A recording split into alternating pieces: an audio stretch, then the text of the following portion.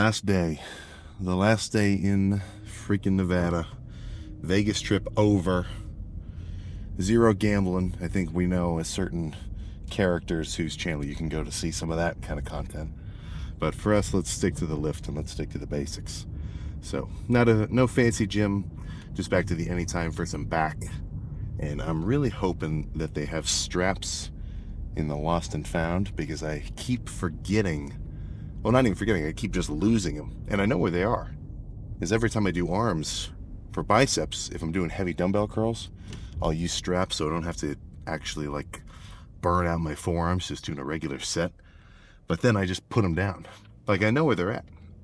They're back in fucking Ohio at the Y. But I keep forgetting to get new ones. So ideally, this back day is going to have straps if I manage to find some. But on a more overarching note, I said this at the end of yesterday's video after our lift with Urs, but this is a pretty fucking insane weekend for the bodybuilding community. New open Mr. Olympia, a very bittersweet, as he said exactly, close for Chris, but there's no better way to do it. Honestly, he was not joking when he said he wanted to set a pretty good fucking example. Those are some big shoes to fill for whoever's up next, which presumably would be somebody who was on that stage 2 nights ago, because they're the closest. But don't forget, even though there were only Chris, Urs, Greg, the German guy, Chris, Urs, Greg, Ramon, then Brian. Ramon and Brian, yeah, I forget. Even though it was just those 5 on the final stage, who they're getting a lot of kind of props and kind of respect, because I mean, top 5 of the Olympia, it's nuts. But don't forget, there were like 25 guys that qualified. So out of that pool of 25, those are all fucking top contenders. So I know they're all going to be fighting for their competition next year. Now, I'm not sure if they have to do another qualifying show or not, or if they just get immediate... Actually, I do think they have to win a qualifying show first. Well, not my problem. But for them, they're coming back with a vengeance, because they know the throne is open to be taken. That just fucking gets me amped up. Like, I was talking about how when I watched my first bodybuilding show in person, it kind of put things into perspective. Like, oh shit, these guys are pretty big. This is a goddamn second coming of that kind of hype and excitement. Plus, actually getting to live with some of them too, with Urs. Oh my goodness. Let's just say I know I've got a lot of room to grow, and I don't see this train stopping anytime soon, right? I'm talking hundreds of tons of weight here. You'd have to really pump the brakes to slow down these gains. But in a sense, that's not totally true, because for the next 2 or 3 months, I'm not really going to be growing at all. I'm just dieting down, exposing the muscle that I've got already built up underneath this kind of a thin layer of fat that I'm trying to deal with.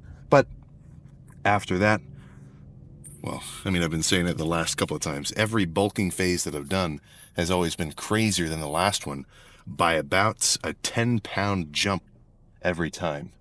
Like the first one I did, going from 200 to 230, diet back down, bulk up again, 240, diet back down, 250, diet back down, 260, and then now 272. So that rate is actually fucking increasing. 280 by Christmas didn't end up happening, but I could easily see 280 by 4th of July. 4th of July for sure. Now, that seems like a little while away, but I mean, this is going to take a while, and I'm in no rush. So instead of, I'll just use that kind of future sort of gains on the horizon as some motivation and focus on this day-by-day shit right here. So what do you have today? Because I just got back. Chest and tries for Mark, and then got to do a lot of stretching because my back is all messed up from golf. You know, that's what I should start doing, my little stretching routine. I know how to do it. I mean, I've got a head-to-toe kind of loosening up and everything. And that's all Urs and Hani were telling me. It's like, Sam, you got to start getting that deep tissue work.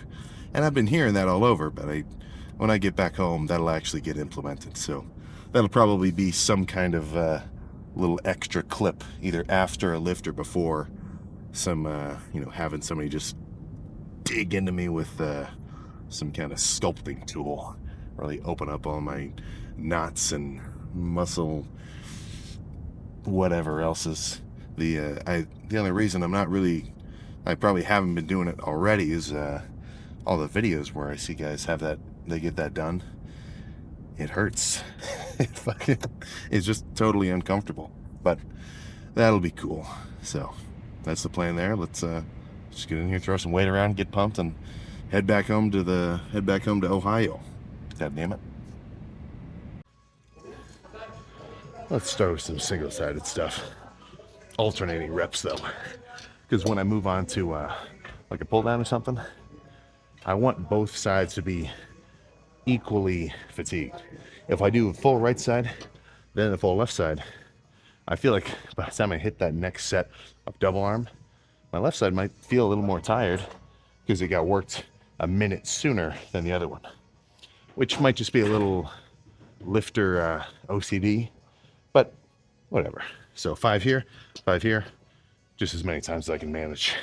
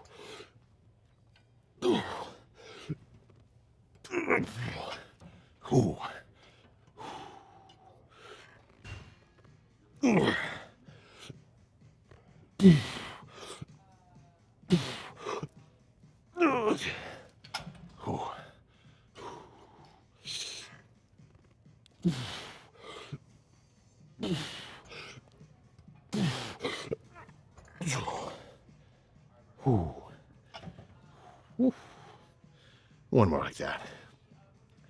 And strapless, I feel a little extra forearm engagement, which I don't love, but it's not that bad.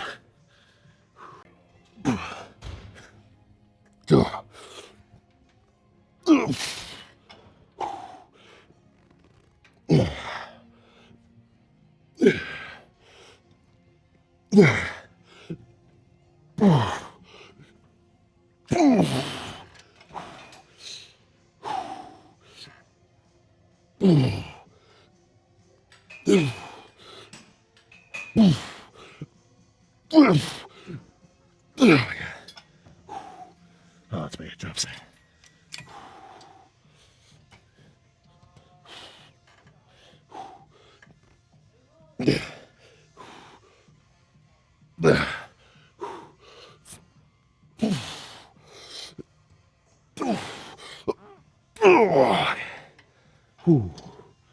All right. Let's do something. Let's go do some kind of pull down next. Let's keep it simple next.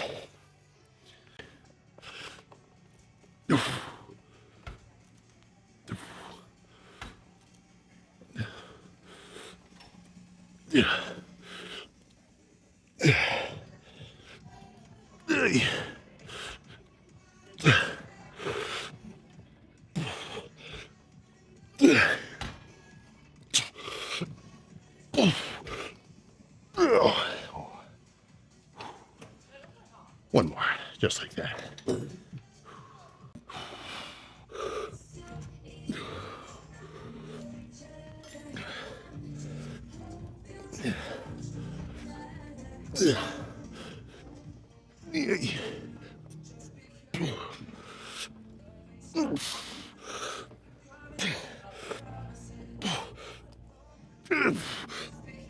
Okay.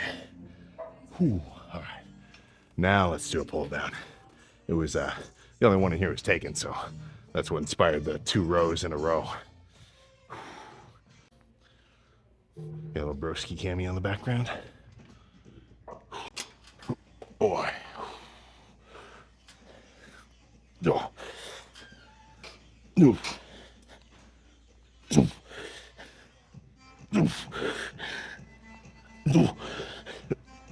Oh my god. That might have been too heavy.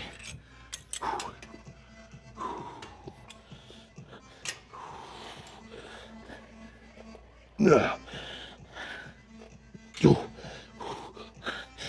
Yeah.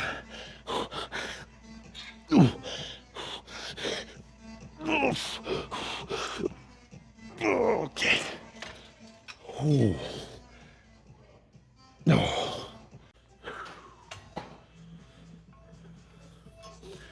So let's do 200. 5 reps. Wait a second. Another 5 reps. Wait a second. Another 5 reps. Till I can't do 5.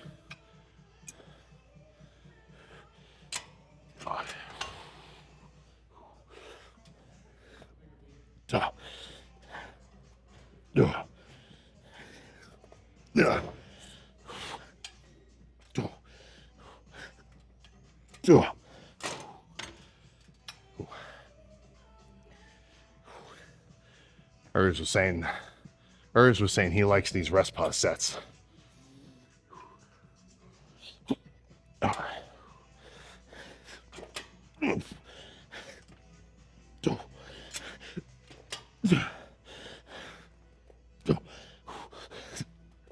Eight.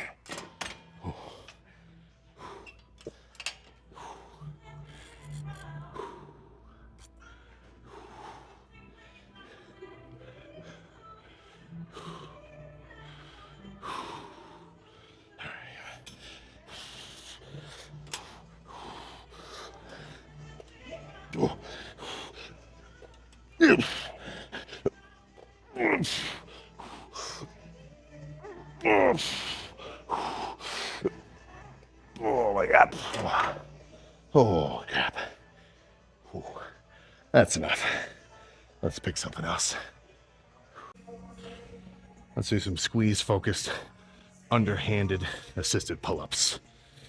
So the real focusing part I'm trying to get to is when I'm at the top, really trying to squeeze everything. And then I think finish with some pullovers. That'll be the end of it.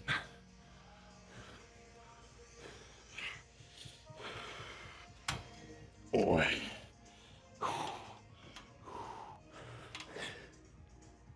Oh. Oh. No.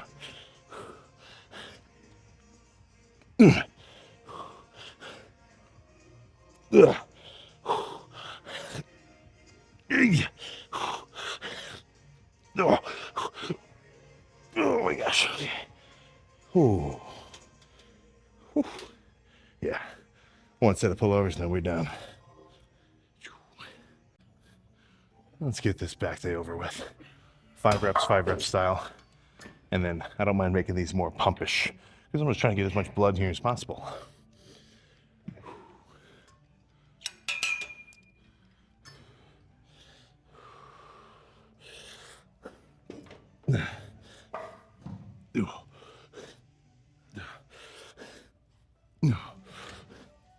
One more.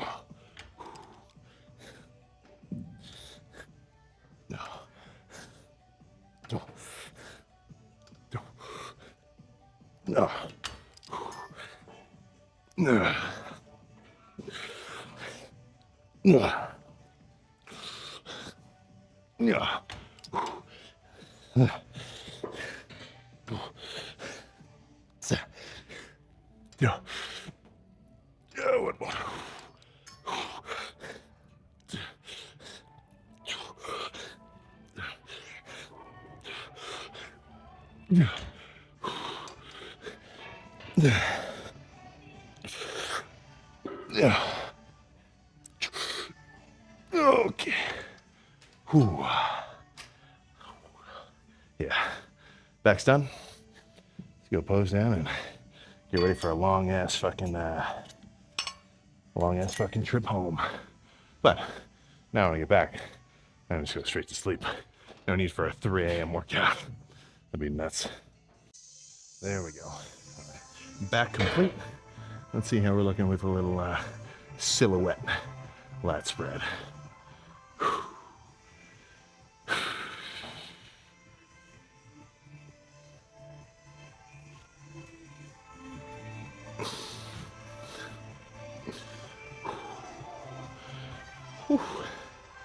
All right. I feel reasonably reasonably wide there.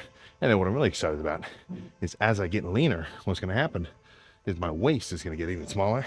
So even if my lats don't widen once I get extra lean, the ratio of lats to waist will increase. Plus, if I smush my insides together, I mean, it just adds to that fucking sort of a Dorito-ish illusion. But let's see how it looks subtracting the pump cover.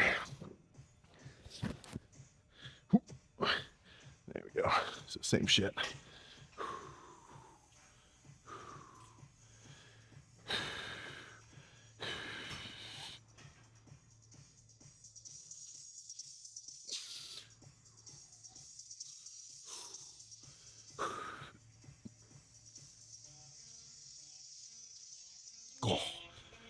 So trying to pull my shoulders out as much as possible, but also keep them down so that I get wider, not just higher up and hunched.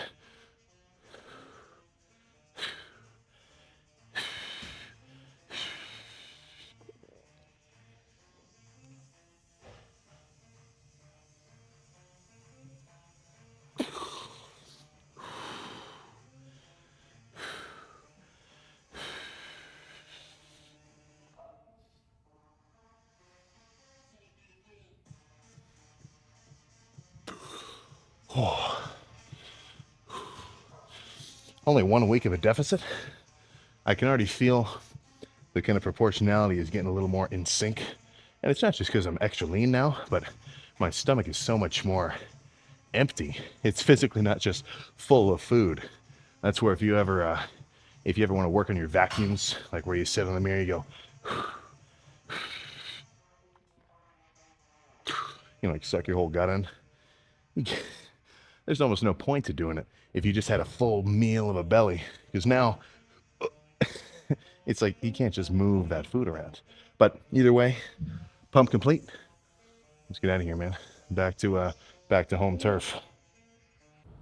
There we go. Now this should be a little bit more of a familiar scene. So, 1 week into dieting, first duo lift with hers complete. When I went back and rewatched the edit of it, yeah, I couldn't help it. I was getting a little bit excited. I was talking over him, but that's where I kind of imagined hanging out with some of these guys a little more first, so that our first interaction wouldn't just be that lift, right? Because I'm like, birds. No, but that was fun though. So, plan. Oh yeah, I guess this is a post-workout talk. I kind of forgot. It's really a pre-cardio talk for me though. So I've got a little bit of an adjustment period to make, primarily because of a time zone change, right? I just fast forwarded 3 hours in time from because we got used to Vegas time. So we were waking up at like 9-ish, 8-ish, which Ohio time is more like 11 or noon. Not fucking cool. What I really should be doing is getting on, well, I'm not so sure I'm going to take it so far as to do a Jocko Willink 4:30, but maybe a... Does anybody wake up at like 6? I guess, yeah, Jocko's got 4:30 like a lock, that's his thing. Well, either way, I got to get at least into a pre-sunrise grind. This frankly just feels better. You got more of the day. If it's noon and you're moving around, but that was a good back day. I really do need to, next time I buy some straps, I gotta get like 5 pairs. just so I can have extras. Just so I can have some extras floating around. But if you, I'm not sure when the last time I posted it was. They're kind of, it's all kind of far back into my camera roll or something. But I was pretty lean exactly 1 year ago. The last dieting phase I did, or maybe it was 2 dieting phases ago. I can't remember exactly for sure, but that's the leanness that I'm getting excited again for. You know, even just post cardio, pose down, no pump, no nothing, back veins, vacuum all the way down to my spine from the front. That's what I'm getting excited for. So it's I know it may seem a little yo-yo-ish, right? Because like, oh Sam, all you're doing, you bulk up and then you cut down, you just bulk up again and then cut down again. But don't forget, even though that is a climb and a fall and a climb and a fall, every time the climb reaches a new height, and then the new low is always higher than before. Which, even if it is just a 5-ish% change on, well, I guess if I do, so 4-month bulking phase down to 2-3 month dieting phase, even if that's only like a 3%, 4% change in having more muscle on your frame, to do that on repeat for the last couple of years and then in the foreseeable future, I am completely fucking comfortable with it. It'll, and then I'm sure I'll get a bunch of, what exactly would I call it? The conception in probably about 2 months when I get extra lean and all my ratios are kind of crazy because my waist is going to be smaller. I mean, I see it every time. It's like when I'm the lightest and the leanest, that's where, dude, Sam, holy crap, you blew up. Even though in reality, I just lost 35 pounds. It goes to show the leanness effect. But all that's to say, I'm going to make sure this dieting phase is in full swing with absolutely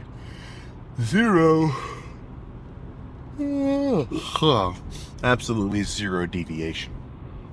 Which for me isn't that hard. I mean, like even now, only 1 week in, this deficit does not feel like a deficit yet. It might even take a few weeks before I actually feel like I'm hungrier than the amount of food that I want to eat, or then will be enough for me to stay in a calorie deficit, because I'm so sick of the fucking bulking kind of hordes of food kind of approach. But 2 months from now, I'm going to be saying the opposite. And I'm going to say, oh my God, I can't wait to fucking, have a full plate and just absolutely demolish it. Go back for a second to everything else. It really is kind of an ebb and flow like that. But this is, so what is this, day 9? Day 9 or so? So this is very late cardio. This is like 3:30. So my arm lifts will probably be closer to maybe 9-ish, 9 o'clock later tonight. Go back home, eat, shower. Unpack everything, and then get back into the regular routine. But, I got a couple comments. It was, Sam, how are you going to be able to manage staying in the deficit during the holidays? Sam, that's fucking nuts. What are you supposed to do? Not eat a crazy huge Thanksgiving meal? And that's, so that's another thing where if you're not so susceptible to, what really is just fucking peer pressure, then, holiday kind of changes, like specific, matching the circumstance of whoever's around you, that's not really going to become such an issue. Because if you want to stay in a deficit, to go and like just fucking slam a 7,000 calorie, Thanksgiving mukbang over the course of the whole day, it's completely going against your goals. So that's and I think about this with a lot of things. Frankly, it's kind of helped me get a better grasp of like how I want to go about things and how I look at certain circumstances and try to come up with like my own like answers and opinions on stuff. But if you can look at something from a third person view with an objective perspective, which is tricky, right? It's hard not to be biased, especially towards yourself or with anything involving like somebody you like or whatever else. But if you can look at something as an objective situation, the kind of correct approach per se usually reveals itself. So if your goal is fat loss, right? If you're trying to trim down, or if you're trying to bulk up, whatever else, then if you can't match that drive and kind of interest and like gains wise ambition with the dieting kind of locked inness, right? Making sure you're not eating too much so that you keep getting leaner, or that you make sure you eat enough so that you can continue to actually put yourself in a state of progress. If you're not willing to do that, then it's kind of like, oh, I can't even think of an exact situation there, right? It's like you bumped your toe and then you're complaining about who put that thing there, right? I mean, dude, you've been bulking for 2 years, but you're still 180. Sounds like you got to start actually bulking, right? And it's no fun. It's hard to admit that, because especially for guys where they have maybe a lower appetite, they can be struggling to get down, like 2,500 calories of food. But that just won't be enough for that guy to continue to grow or get into like a real, like serious bulk. And, as unfair as that may be, the same is true for guys on the opposite side of things. Like the linebacker type build where you got no problem destroying anything food wise that's put in front of you. But as soon as somebody wants to put you on the calorie restrictions, I mean, you may as well be fucking, you know, strapping yourself into like a car battery, and like torture. It's no fun.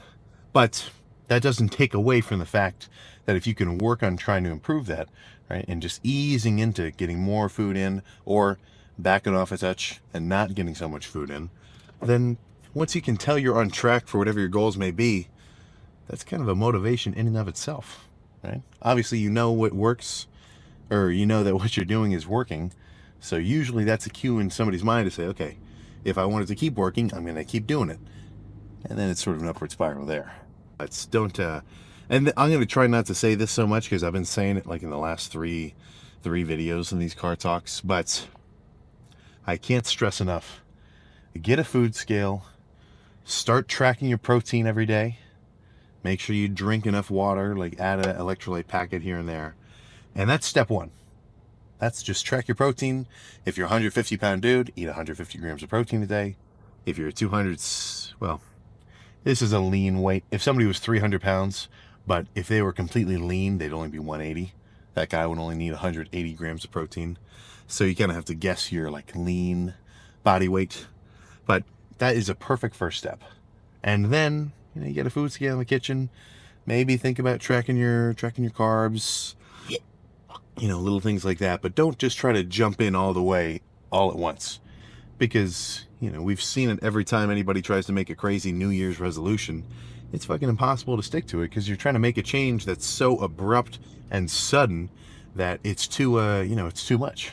Like you have a certain zone, a certain, I guess you could call it, a comfortable uncomfort zone, where if you increase your workload, or if you increase your diligence with your calories or anything else, if it's a change that that's within this realm of reason, then it's something that you should be able to adapt to and continue to be a little bit more tough with, and be able to handle it. But if it's outside of this range, like if you took somebody who's never worked out before and suddenly ran them through like a 30 set CrossFit, anything, or I don't mean to say CrossFit like it's bad. I'm saying like a really intense aerobic workout with weights, and then had them do like a 30-minute kind of run.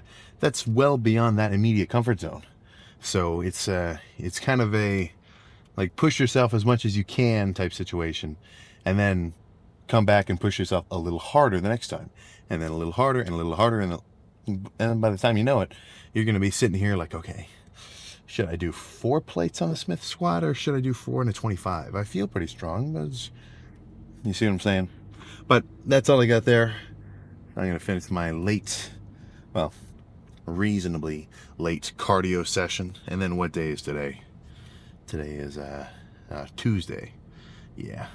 I said I would do it every Sunday. I guess I already missed a day. But I'm going to start doing every time I do morning cardio, every Sunday, starting next Sunday, I'll do, we're going to record a little check-in after, just kind of full pose and everything, so I can compare a week-by-week change of this whole dieting phase, going from reasonably bulked, not too soft, which I'm spoiled with. I never get too soft with my bulks, to hopefully, and I say hopefully like I just can't wait for it, not like I'm not sure it's going to happen, absolutely spliced at the end of it.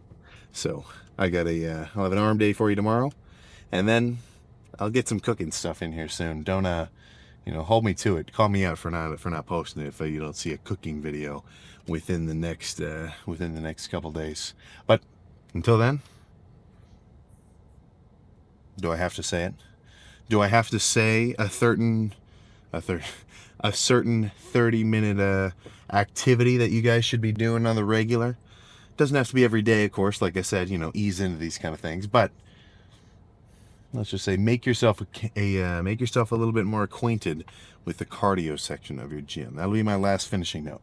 But until then, you know what you're doing. All right, get yourself amped up to some lifting edits. I know I'm gonna be fucking. Oh. I mean, in the scope of like the whole bodybuilding kind of fitness lifting community, this Olympia I feel was a fucking turning point per se, at least for those who are able to take the energy that was kind of condensed over there in Vegas and flip it around into their own internal hype. Let's just say the guys who are really killing it, when they saw what went down this weekend, I know that they're going to step up their intensity of bar, and I'm not going to let myself get left behind. That's my little finisher there. But 30 minutes of cardio, come back, eat, and then I'll get an arm day for you tomorrow. So I'll see you then.